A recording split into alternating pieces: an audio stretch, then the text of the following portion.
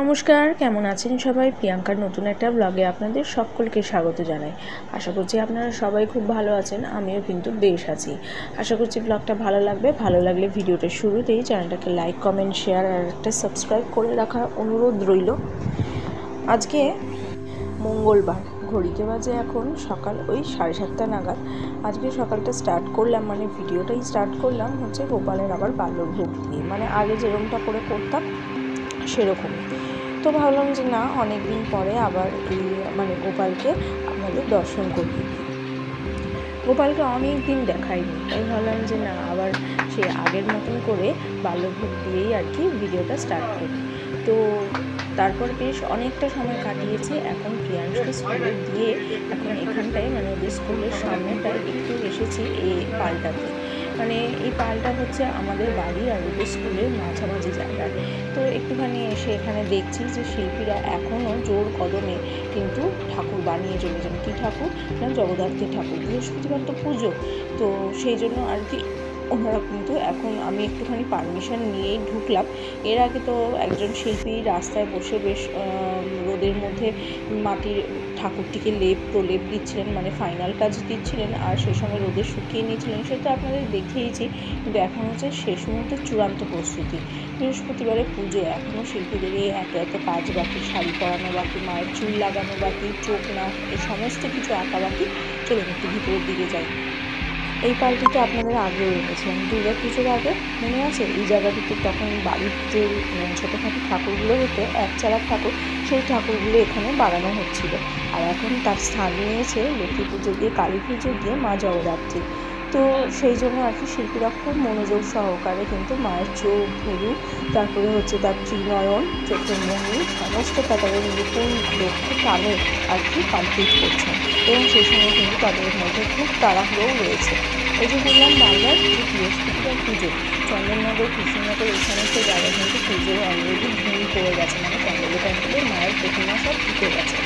কিন্তু আমাদের এখানে কলকাতায় তো শুধু নবমীটা, মানে আমরা যেই দিনটাতে কলকাতায় জগদ্ধাত্রী পুজো পালন করি সেটাকে হচ্ছে নবমী। সেই জন্য আর কি ওই সমস্ত জায়গায় ধুমধাম পড়ে গেছে, কিন্তু আমাদের এখানে বৃহস্পতিবারই আমরা ওই একটি ছুটি পাবো। তো যাই হোক, তার আগে শিল্পীরা প্রচণ্ড ব্যস্ত। চলুন আর ওনাদের মানে ব্যস্ত না করে তারপরে বেরিয়ে এসেছিলাম স্কুলে। তারপরে অনেকটা সময় কাটিয়েছি, এখন প্রায় ওদের স্কুলের ছুটি হতে আর কিছু মাত্র বাকি থাকে, এখন 45 মিনিট হাতে আছে। তা বন্ধুরা মিলে একটুখানি চায়ের দোকানে এসেছি, চা অপূর্ব হয়ে রয়েছে। কিন্তু অপূর্ব মনে হলেও এখন কিন্তু বেশ ম্যাচম্যাচে গরম, আর মাঝে মাঝে কিন্তু বেশ কয়েক ফোঁটা করে বৃষ্টিও হচ্ছে। এই একটু আগে মানে ওকে স্কুলে দিয়ে যে ঘরটিতে আমরা গার্জিয়ানরা বসে অপেক্ষা করি, সেই ঘরটিতে বসে রয়েছে, হঠাৎ করেই কিন্তু বেশ টিপটি করে বৃষ্টি হয়ে গেল। তারপরে বেরিয়েছি একটু চা খেতে, কিন্তু দেখুন আকাশটা কেমন হয়ে রয়েছে। আর এই যে হঠাৎ করে টিপটি করে বৃষ্টি পড়ছে, এটা তো বৃষ্টির সময় না, কার্তিক মাস তো পড়ে গেছে বলুন, এখন তো শীত পড়বে, কিন্তু শীত না পড়ে এ যেন উল্টো পুরাণ, এখন বৃষ্টি হচ্ছে। এখন তো মানে কয়েকটা বছর ধরে যে এমন উল্টোপাল্টা ঋতু, মানে কি বলবো, গরমও এবার বিস্তর করেছিল আর বৃষ্টি তো হয়েছে গোটা পুরো বছরটা ধরে। আসল কথা হচ্ছে আমরা এই যে এত হাই রাইজ বিল্ডিং, এত মাইক্রো ওভেন, ফ্রিজ, তারপরে হচ্ছে আরও সমস্ত ইলেকট্রনিক গ্যাজেটসগুলো মানে ব্যবহার করি, সেগুলোর তো একটা ফল, প্রকৃতি তো তার প্রতিশোধ নেবেই। সেই জন্য তারপরে এই যে দেখুন এত সমস্ত জায়গায় কনস্ট্রাকশন, মানে শিব মন্দিরটা খেয়াল করলেন? যে শিব মন্দিরটাতে বলেছিলাম একদিনে একটা মিরাকল হয়েছিল আমার সঙ্গে, সেই শিব মন্দিরটা কিন্তু ভেঙে বড় করছে। ওই যে দেখুন, আবার ওরই কাছাকাছি অদূরে একটা রয়েছে বজরংবলীর মন্দির, একটি মেয়ে দাঁড়িয়ে নমস্কার করছে আর কি। তো ক্যামেরাটা জুম করে আপনাদেরও একটু দেখিয়ে দিলাম। ওই যে সামনে আমার দুই বন্ধু হাঁটছে, আর আমি পিছন আকাশটা মানে একটু ভিডিওগ্রাফি করতেই এগোচ্ছিলাম। তারপরে চোখ পড়ল এই দোকানগুলোর দিকে। এখানে মানে একটু এগিয়ে গেলেই আমাদের বসার জায়গাটা গার্ডিয়ানদের, কিন্তু এখানে না প্রচুর চপ বেগুনি এসবের দোকান হওয়ার কথা ছিল, কিন্তু আজকে দেখছি দোকানটা বন্ধ। ওই যে সামনে আছে মানে আগে পিছিয়ে আছে ছট পুজো, সেই জন্য হয়তো ওনারা ছট পুজোর জন্য হয়তো সেই জন্য আর কি ইয়ে হয়নি, মানে দোকানটা খোলেনি। আর এখানে দেখুন আকাশটা কি অপূর্ব হয়ে রয়েছে, কিন্তু এই যে ফ্যাচফ্যাচে গরম তেলে লেগেই রয়েছে। আর এই যে একটা হুমট ওয়েদার, না একবার বৃষ্টি করছে কার্তিক মাসে, আবার গরম লাগছে, এতেই তো আমরা আরও গরম লাগে যখন পাখা চালিয়ে বসে থাকি, তখন তো আমাদের শরীর খারাপ হয়ে যায়। আর এই সমস্ত উল্টোপাল্টা ওয়েদারে মশারও খুব উপদ্রব হয়। তো চলুন, স্কুল থেকে অনেকক্ষণ বাড়ি এসে গেছি, একটু রেস্ট নিয়ে এখন চলে এসেছি একটুখানি সন্ধে বাতি দিতে। তো যেহেতু কার্তিক মাস, সেই জন্য সন্ধে দেওয়াটা আরও বেশি করে প্রয়োজন। কথায় আছে দামোদর মাসে দীপদান করলে নাকি সেটা খুব ভালো।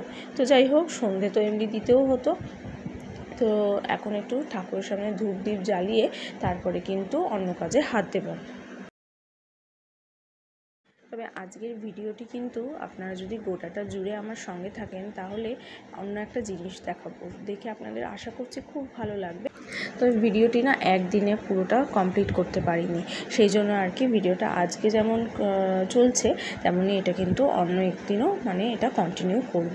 তো চলুন, এদিকে ধূপ প্রদীপ দুটোই জ্বালানো হয়ে গেছে, তো গোপালকে একটুখানি প্রদীপ আর ধূপ দেখিয়ে দিই, তারপরে যে বললাম অন্য কাজে হাত দেবো। এরপর আস্তে আস্তে প্রিয়াংশ এখন স্কুল থেকে এসে একটু রেস্ট নিচ্ছে, ও একটুখানি রেস্ট নিচ্ছে, তারপরে আমি একটু চা খাবো, নিয়ে বসবো 1 কাপ চা, আর তারপরে ওকেও একটু খেতে দেবো।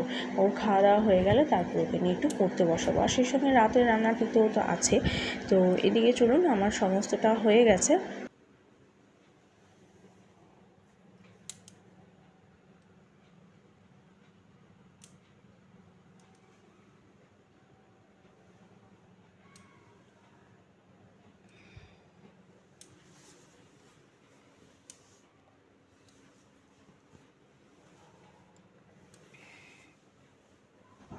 ও চলুন, এবার একটা জিনিস দেখাই।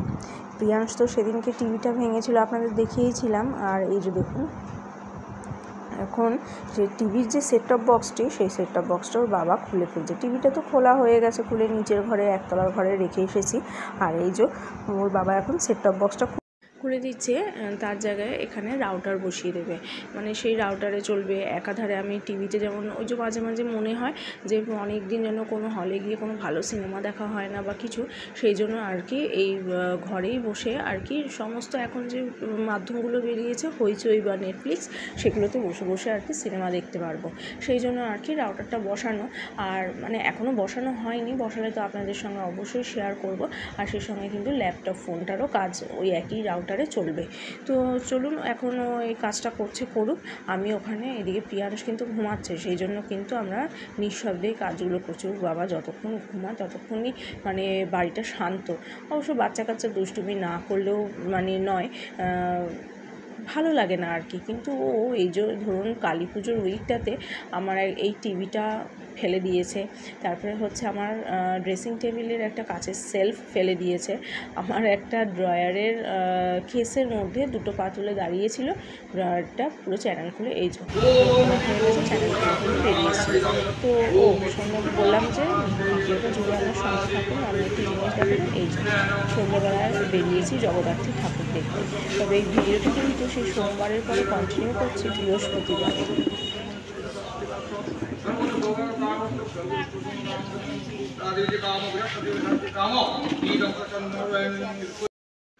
চলুন, ফার্স্ট ঠাকুরটি দেখে বেরিয়ে এসেছি, আর এসেছি এই ঠাকুরটি দেখতে।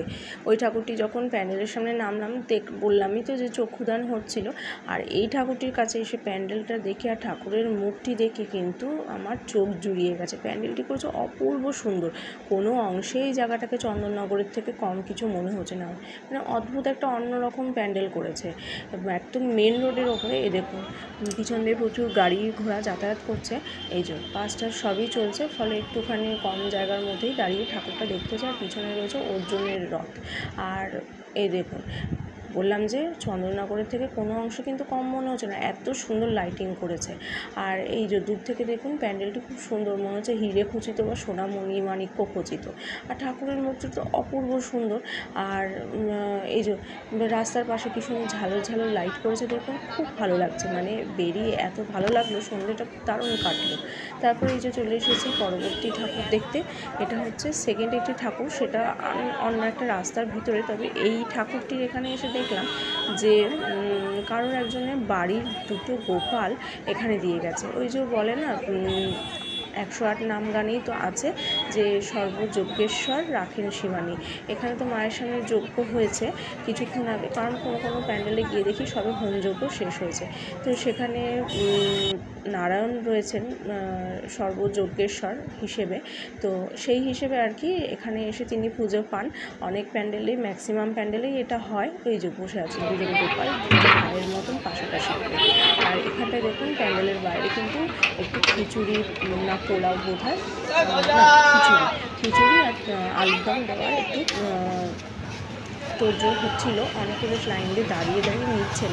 আমরা ভাবলাম যে একটু নেবো, কিন্তু ভালো লাগে জানেন তো, এরকম রাস্তায় দাঁড়িয়ে খিচুড়ি পোলাও যাই হোক মায়েরই তো প্রসাদ, খেতে কিন্তু খুব ভালো লাগে।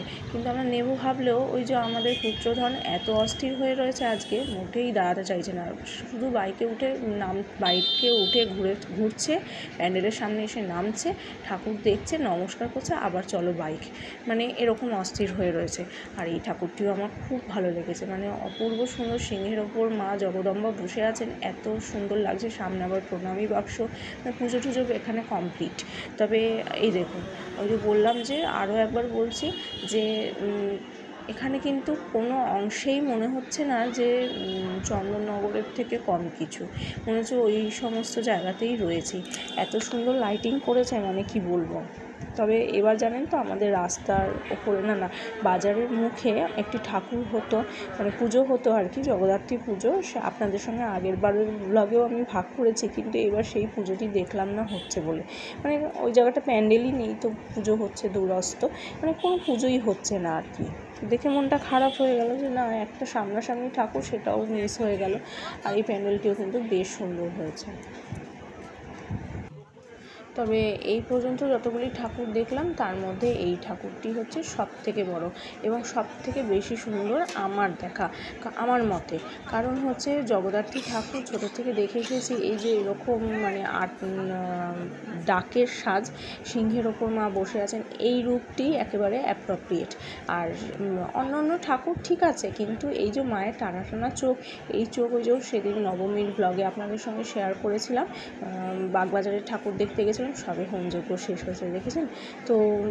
ঠাকুরমশাই তো এখনও পুজোয় ব্যস্ত। তবে ওই যেটা বলছিলাম, বাগবাজারের মায়ের যে রূপটি দেখেছিলাম একেবারে অবিকল্প, দুই বোন, বড় বোন ছোটো বোন, খুব সুন্দর খুব সুন্দর। তো এই ঠাকুরটি হচ্ছে এখন পর্যন্ত সবথেকে বড় ঠাকুর এবং সবথেকে সুন্দর। আমার বরাবরই মানে এই যে চারিদিকে এত থিম পুজোর এখন মানে জাঁকজমক, কিছুতে মেয়ের জাঁকজমক, আমার এই থিম পুজো ঠিক ভালো লাগে না। এবার যেমন দুর্গা পুজোয় একটি ঠাকুর দেখেছিলাম, ঠিক ঠাকুর, আমি তো অবাক হয়ে গেছিলাম যে এরকম ঠাকুর হয়। তো যাই হোক, খুব খারাপ লেগেছিলো এই ঠাকুরটা দেখে। তো মানে মায়ের এই রূপের সঙ্গে ওই সমস্ত রূপ যেন ঠিক যায় না। তো যাই হোক, মাটা মাই বুঝবেন। আর এই যে ঠাকুরটি দেখে এখন বাইরে বেরিয়ে এসেছি এবং অন্য একটি প্যান্ডেলে কিন্তু পৌঁছে গেছে। আর এটা হচ্ছে এই পর্যন্ত দেখা দ্বিতীয় বৃহত্তম ঠাকুর এবং সেরকমই সুন্দর। ওই যে হিন্দি অনুরাধা পারওয়ালের যে গানগুলো হয় না, মা জগদম্বে, পুরো একদম ওই ইমেজ ভাসছে এই মায়ের মূর্তি দেখার পরে, অসম্ভব সুন্দর। এখানেও হোমযজ্ঞ হচ্ছে। আর এই চলুন, এই ঠাকুরটি হচ্ছে একজনের বাড়ির ঠাকুর, খুব সুন্দর, দেখুন আপনারা। আর এটা দেখাতে দেখাতেই ব্লগটা শেষ করছি। যদি ভালো লাগে অবশ্যই চ্যানেলটাকে লাইক, কমেন্ট, শেয়ার আর সাবস্ক্রাইব করতে ভুলবেন না, তাহলে আমার নেক্সট কোনো ভিডিও আসলে কিন্তু অবশ্যই আপনাদের কাছে আগে আসবে। তো চলুন এটা দেখুন আর